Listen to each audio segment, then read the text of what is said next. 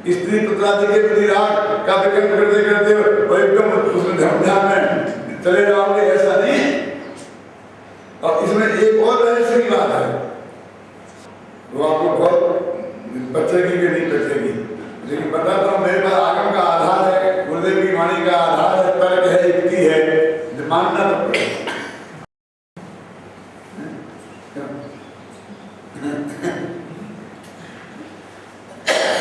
उसमें क्या लिखा है, पढ़ना, अनित्यादि का चिंतन, अनित्य के काय का आत्मा की हो तो पर्याय के चिंतन होगा ना, और देह की अनित्यता, ज्यादा तो देह की है ना, शरीर अनित्य है, असलम है, क्षणभंगुर है, इसका चिंतन जब तक विकल्पात्मक रहता है तब तक वो बारह भावना है, और जब एक चिंतन निर्विकल्प ज्ञानात्मक हो जाता है तो क्या होगा, वो आत्मा नहीं,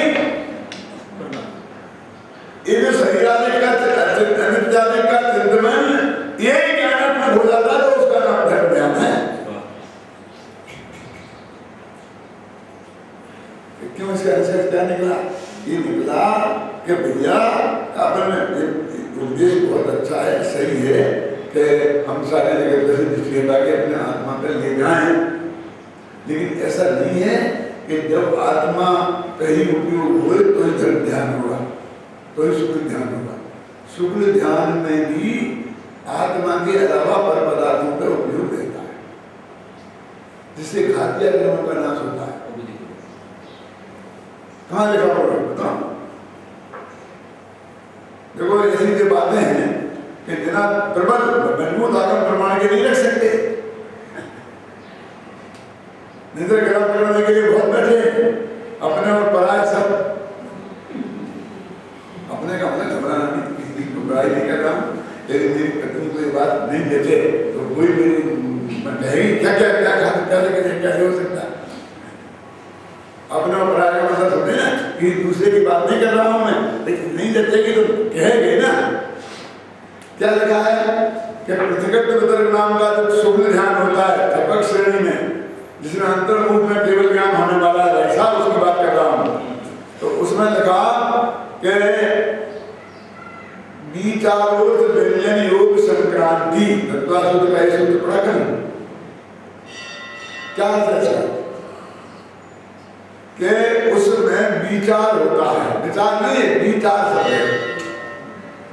गुजराती लोग हर विचार और विचार में भी लिखते हैं, क्यों छोटी की बड़ी मात्रा का ध्यान देना मराठी में कोई पता और न बोला इसका ध्यान नहीं है, कहाँ छोटी लगाना तो कहाँ बड़ी लगाना, और हिंदी में उसका बहुत बड़ा भेद विज्ञान है। विचार है, विचार नहीं।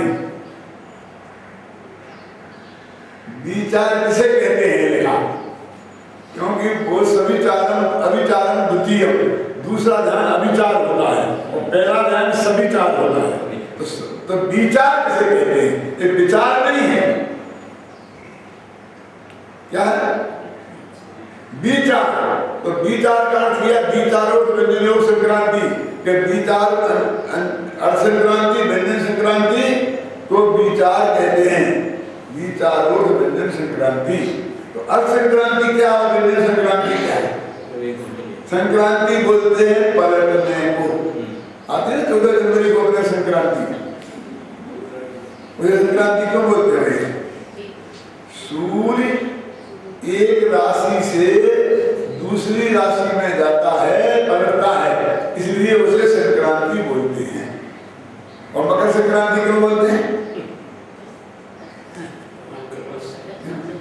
क्योंकि सूर्य मकर राशि में आता है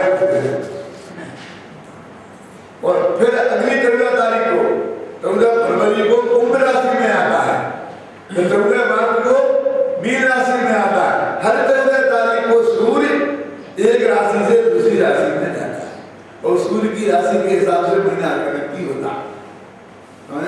आप समझे ना? तो कहते हैं कि वहां पर अर्थ बदलता है और व्यंजन बदलती है, माने उसका ज्ञान का एक पदार्थ से दूसरा पदार्थ बनता है और दूसरा पदार्थ बनेगा तो अपने आत्मा में ध्यान है, तो दूसरा बनेगा तो वो तो कोई बड़ा ही पदार्थ होगा ना। दूसरे का आत्मा सही है, पुद्गल सही है, आकाश सही, होती है शुक्ल ध्यान में, पहले पाए में, और पहले पाए का काम क्या था ना, मोहिनी कर्म का नाश करना उसका काम है, चार मोहिनी का नाश करना। फिर दूसरे पाए का काम है ज्ञानावट दशामणि और अंतराय कर्म का नाश करना। ये सब लिखा है मैंने ध्यान की किताब में पढ़ा। तो जो मोहिनी, दर्शन मोहिनी और चार मोहिनी, दोनों का नाश करते वक्त उपयोग अकेला आत्मा ही में रहता हो ऐसा नहीं है। टोडरमल जी ने ऐसा बहुत बात करा था, प्रश्न उठाया है। हम तो याद लगे समझता है कि आत्म ध्यान से मुक्त होता है, कर्म करते हैं, और तुम तो कह के बड़ा ध्यान का ये रहता है छपक से नहीं।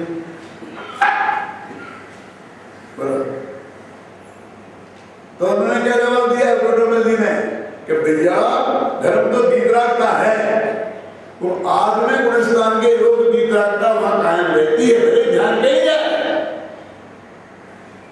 क्यों? किसी माँ बहन की तरफ देखने से थोड़ी हम विकारी हो जाते हैं। क्यों? यदि हमारे अंदर में विकार पैदा न हो और ज्ञान का एक कोई सुंदर माँ बहन भी बन जाए तो हम भ्रष्ट हो जाएंगे क्या? तो उतने आत्म गुण स्थान के योग वितरागता वहां कायम रहती है, इससे कोई फर्क नहीं पड़ता। ये मोक्ष मात्र का धर्म है। तो जिनका स्वाध्याय आप सब लोगों ने बहुत किया है, ये जो बातें मैं आपको बता रहा हूँ, कोई भी एक बात ऐसी नहीं है कि जो आपने पढ़ी नहीं है, बस सिर्फ इतनी है, सोचा नहीं है, विचारा नहीं है, चिंतन नहीं है, लोगों के दिमाग में चिंतन निकल गया। अब जब ये लिखा है साफ स्पष्ट शब्दों में, तो अभी फिर आत्मध्यान की मुख्यता की बात क्यों कहते हैं? मुख्यता तो उसकी रहेगी ना, है ना? जिसकी शादी होगी गीत तो उसके ही गाए जाएंगे, ऐसा नहीं फिर गाए जाएंगे, उसके बाप के भी गाए जाते हैं, माँ के भी गाए जाते हैं, बरातियों के भी गाए जाते हैं, माता ने उनका भी नाम जोड़ जोड़ करके कसम से बोलती है ना। क्यों? लेकिन मुख्यता तो गीत की ही रहेगी, दूल्हे की ही रहेगी, इसलिए मुख्यता तो आत्मा की ही है, प्रेरणा तो आत्मा के लिए ही कहा जाएगा। तो तुम बुद्धिपूर्वक तुम दूसरे को जानना, ऐसी बुद्धिपूर्वक की बात नहीं की जाएगी, वो तो अबुद्धिपूर्वक ज्ञान का ये रहेगा तो रहेगा। क्योंकि सबर प्रकाश एक स्वभाव है और उस समय की पर्याय की योग्यता में जिस जो ज्ञान पदार्थ ज्ञान का ये बनना है वो बनेगा, वो हमारे हाथ में रोकना उसका है ही नहीं। आप कौन समझे ना, हमारी ये है।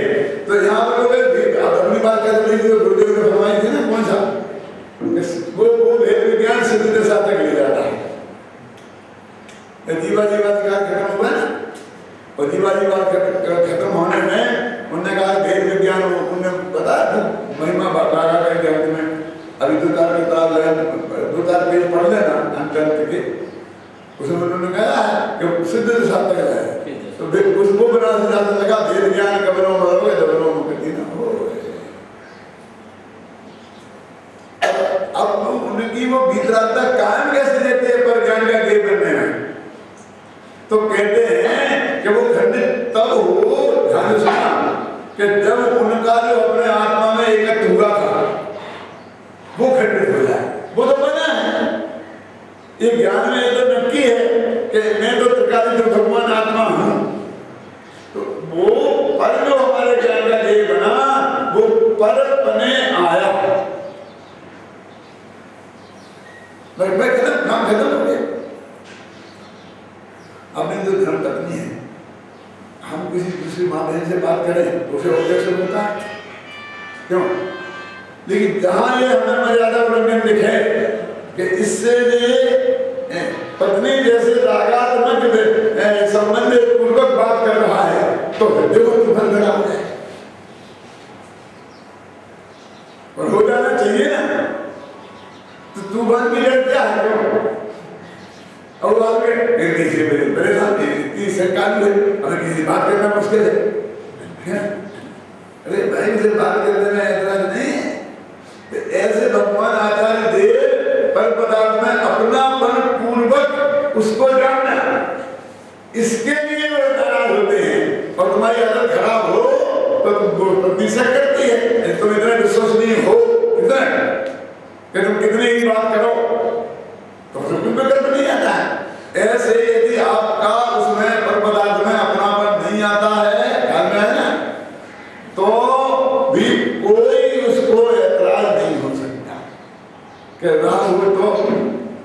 कोई बात नहीं। अपनी पत्नी छोड़कर दूसरे हम राग नहीं कर सकते, अपनी माँ से नहीं कर सकते, अपनी बेटी से राग नहीं कर सकते, और जितनी माता जितने जगत में हैं उनसे भी कोई हमारा धर्म प्रेम नहीं हो सकता। क्यों? उनसे कोई हमारा कोई रागात्मक व्यवहार नहीं हो सकता। लेकिन वो पत्नी संबंधी रागात्मक व्यवहार होगा तो ऑब्जेक्ट में है, बाकी तो व्यवहार हो, हम किसी को बहन बना ले, वो हमें राखी बांधे, तो क्या करा किसको ऐतराज होता है?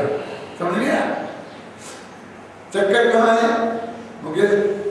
कि तुम अपने पर में जाओ तो वो पर पदार्थ में अपनापन जब तक नहीं आए और वो क्या के बने परायेपन से उद्धान पूर्वक, तो उससे कोई हानि आत्मा को नहीं होती है। लेकिन वो भेद विज्ञान तो उसका नाम है, क्या नाम? ये मैं हूं और ये मैं नहीं हूं, ये कायम रहना चाहिए। ये तो भेद विज्ञान कायम है। और उसकी भावना कहते भैया अकेले शुद्धता के लेवल पे भी हमेशा कायम कर रहेगा कि जब तू बाहर में भी निरंतर उसकी भावना पाएगा, नहीं तो उसे टूटने में देर नहीं लगेगी। वो मुनिराज हो गए सर्वसाधारण अवस्था की भूमिका में खूब भेद विज्ञान की भावना भावे, फिर भी ये संसार का स्वरूप इतना जटिल है कि उसके बाद भी मृत्यु के बाद देवगति में चले गए तो वो किसी काम नहीं है। इतनी भावना भाते भाते तो नहीं तो दशा है हमें ना, और तुम नहीं भावोगे तो क्या दशा होगी? किसी पैजामा में गड़बड़ हो जाएगी ना। इसलिए सबको, गृहस्थ को, स्वप्न ऋषि को, बच्चा ऋषि को, मुनियों को, क्यों जब तक सर्वस्वान तक है ये भेद विज्ञान की भावना विकल्पान पर भाते ही रहना चाहिए। इसको शास्त्रीय भाषा में बोलते हैं आभीषण ज्ञानोपयोग। क्या निरंतर ज्ञान? और ये भी कहाँ आता है? ये भी मुनियों के लिए आता है। वो तत्व आभीषण ज्ञानोपयोग किसके लिए आता है? शास्त्रों में पढ़ के देखना तो आपको उसका अंदाजा लगेगा। अपना जो अपनी धारा चल रही थी में, जिसमें अपना 34वां कलश पढ़ रहे थे, उसमें भी एक बात कही है। देखो फिर पढ़ते हैं अपन विरम पर काले कोलाहल सुमसित वृदासन पश्चन मास भेकम हृदय सरस पुंसा उद्गला भिन्न धामनो ननुकुलम उपलब्धिर भाति किंचो उपलब्धि। हे भाव जन क्या लाभ है इस व्यास के बकवाद से। ये जो बदलवाद है ये बिल्कुल हूबहू है व्यर्थ के बकवाद से। ये आचार्य ने लिखा होगा क्या? अकार्य कोलाहल में कि बिना काम का हल्ला गुल्ला करना ये व्यर्थ का बकवाद नहीं हुआ। अकार्य माने जिससे कोई आत्मा के हित का कार्य सिद्ध नहीं होता, ये होगा अकार्य। और कोलाहल का अर्थ होती है, कोलाहल का बर्बाद नहीं होता, चिल्ला रहो, नारे लगा रहो, क्यों? तो भैया नारा मारो से कुछ नहीं हो, एक में बात करना है, सीधे आओ, बैठने शांति से बात करो और निपटा लेते हैं। तुम्हें क्या चाहिए बोलो, हम दे देते हैं। ये चिल्लाने से कुछ नहीं होगा, बोलते हैं ये भाव जन क्या लाभ है इस व्यार्थ के बकवाद से। अब तो रुको निज को रखो अध्यात्म की अभ्यास से। अब क्यों दौड़े जा रहे हैं? रुको। कहाँ दौड़े जा रहा है? मतलब इन विकल्पों में, धंधे में, पानी में, इनमें इनकी बात नहीं है। ये धंधे पानी में दौड़े जा रहे हैं। आचार्य कहते हुए हमारे पास आई कहाँ है? हम उन्हें कहाँ सुनाएं? हम तो उनको सुनाएंगे जो हमारे पास आए। क्यों? ये बात हम उनके लिए कह रहे हैं जो हमारा प्रश्न सुनने नहीं आए, इनके लिए कह रहे हैं तो कि जो बात सुनने उनके लिए कह रहे हैं। अरे भाई तुम दूसरों तक क्यों डालते हो? भगवान की वाणी में, दिव्यधनी में जो कुछ आया है वो हमारे लिए आया है ऐसा मान के सुनो। ये तो बच्चा ऋषियों की बात है, ये तो समय ऋषियों की बात है, ये तो मुनियों की बात है, ये तो कृष्णों की बात है। तुम भी कुछ है कि नहीं है इनमें से? अपने पर कोई ये बात नहीं टिकने नहीं देता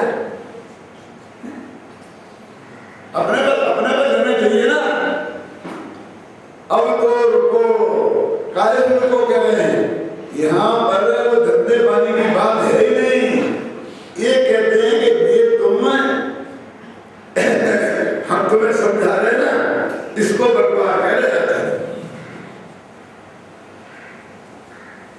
अभी ये तो यहाँ ऐसा है लिखा है, आगे एक शब्द आएगा, अलम अति जल पीने, बड़ा बड़ा कहीं खुद कहते हैं कि अधिक बकने से क्या फायदा, कुछ समझा। आचार्य खुद कहते हैं जिनकी समझ में आना होगा हमने इतना समझाया इससे ही आ जाएगा, और जिनमें नहीं आना होगा नहीं आएगा।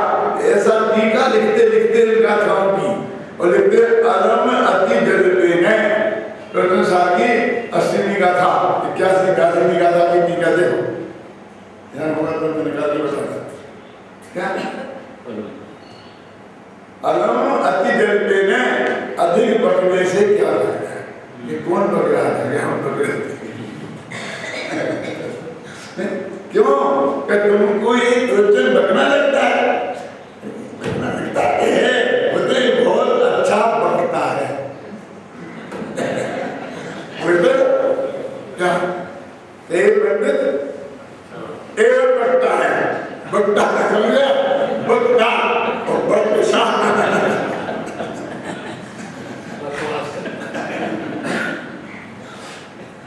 वो ये कह रहे कि ये भाषा में वेद विज्ञान की चर्चा बहुत हो गई, अब रुको, अब तो रुको, क्या करो, निज को रखो, अब उसको देखो।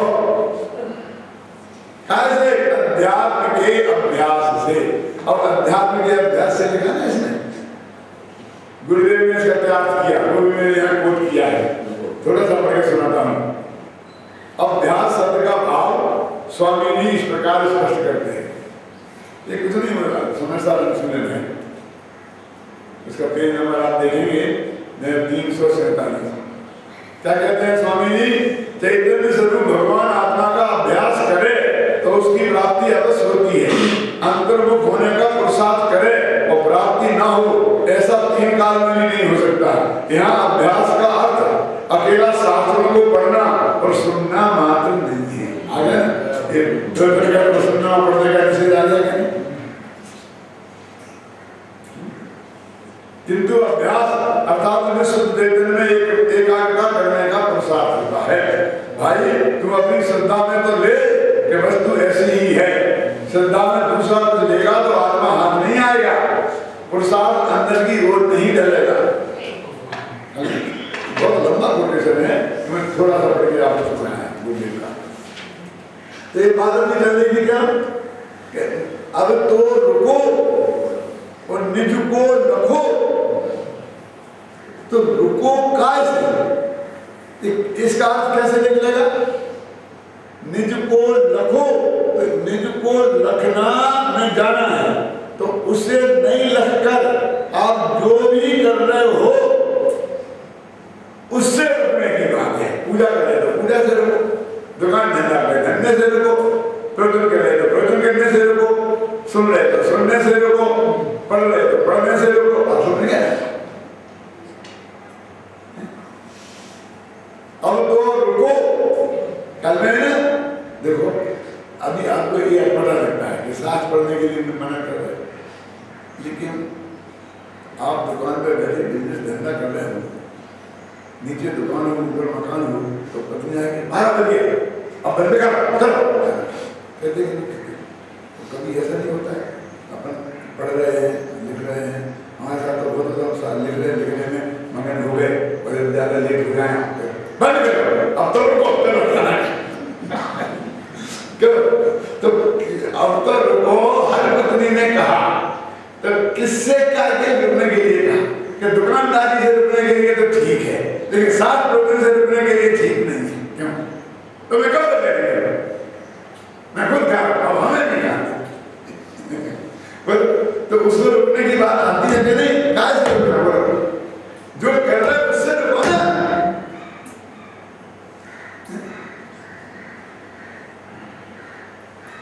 यदि आचार्य कह रहे हैं कि अब तो रुको, तो तुमसे कह रहे सुनने से रुको, हमसे कह रहे पढ़ने से रुको, सुनाने से रुको। क्यों? मुकेश तेरे से कह रहे हैं कि तुमसे रुको और हमसे कह रहे शास्त्र पढ़ने लिखने इससे रुको। एक ही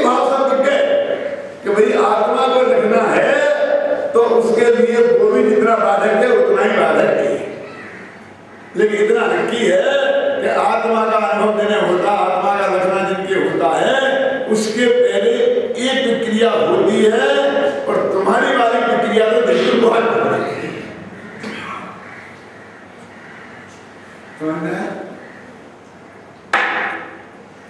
थोड़ी कड़वी बात कह दूं, कहेंगे ये रुकेंगे थोड़े ज्यादा देखो ऐसा है कि ज्यादा उत्साह में नहीं देना, चाहे मंदिर बनाओ चाहे घर बनाओ, जमीन तो वैसी ही खुदेगी। मंदिर बनाओगे तो तुम जमीन में कुल्हाड़ी मारोगे तो उसे कम तकलीफ होगी, और घर बनाओगे तो ज्यादा होगी, ऐसा नहीं है। बस थोड़ा सा ऐसा है कि अपना भावना सो है कि ध्यान करें, उससे फर्क पड़ जाए। लेकिन वो जो हिंसा जो भी उसमें हो रहा है, अब मुझे ज्यादा पता नहीं है क्यों कि अपने घर का मंदिर बनाओ तो जैसा रक्षा पास कराने में घूस देनी पड़ती है, मंदिर की में नहीं देनी पड़ती है। वो तुम समझ लो पूरा, तुम ज्यादा समझता है क्यों?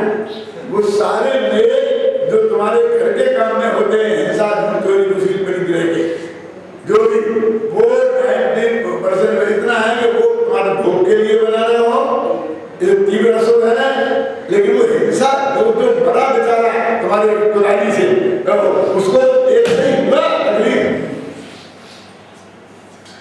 बहुत बड़ा बहुत बढ़िया काम हो गया तुम्हारा, जिससे धर्म लाभ हो जाएगा। धोखे में बंद रहना ये बहुत बड़ा लगता है, बहुत बुरा लगता है। जो अपने जिसमें समर्पित हो रहे समझ रहे धर्म हो गया, भाग हो गया, ऐसा हो गया ऐसा हो गया, उनको तो ऐसा लगता है कि कुलाड़ी मार दी। लेकिन बस तुम हम नहीं कह रहे, आचार्य कह रहे, इसलिए हमारी हिम्मत होती है, हम कह रहे, आचार्यों ने लिखा है क्यों? मेरा मतलब समझ गया ना आपने? नहीं, और वो कैसा घर बनाते हैं और यहाँ नहीं कहते, हम उसके लिए तो कोई नहीं कहता है। अरे भैया उसके लिए दिन ना रात ही कहते हैं, लेकिन इसमें उलझ जाए, इसमें उलझ जाए, इसमें उलझ जाए, क्यों? और हम मरते समय तक तो बस मेरा एक सपना था, अब तेरे सपने में ही मोक्ष नहीं आया, तेरे सपने में ही समाधि दर्शन नहीं आया, तेरे सपने में ही मंदिर बना रहा, तेरे सपने में ही तो अभी तुम सपना ही नहीं आ रहा है, उसका अभी बात कहाँ से आएगी? क्यों? इसलिए मैं कहता हूँ कि गुरुदेव के प्रताप से ऐसी सभा मिली हमको कि हम ये बात कह सकते हैं। यदि गुरुदेव का जन्म नहीं हुआ होता और हम किसी सभा में पहले फिर जाके आया ना, यदि ये बात हमें पता भी चल जाती तो भी नहीं कह सकते थे।